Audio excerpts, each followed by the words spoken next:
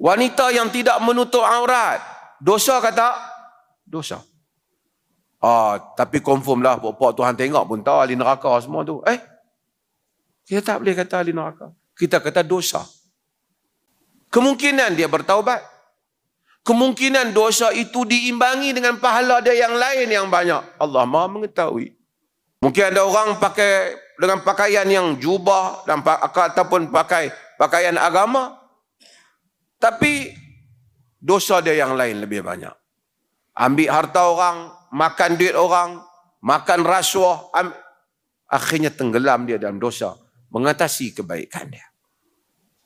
Fa amma man thaqulat mawazinuhu fahuwa fi 'ishatir radiyah. Wa amma man khaffat mawazinuhu fa ummuhu hawiyah. Siapa yang berat timbangan dia, syurga. Siapa yang ringan timbangan pahalanya, berat timbangan dosanya, tempatnya neraka hawiyah. Itu kaidah.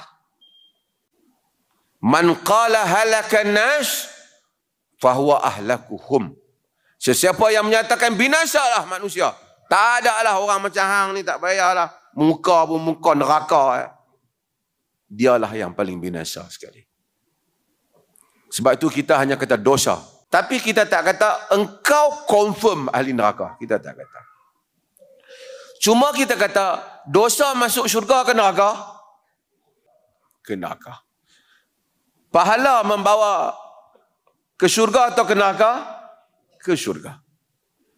Ada orang dia buat satu dosa, tapi dia buat benda lain yang Allah ampunkan dia.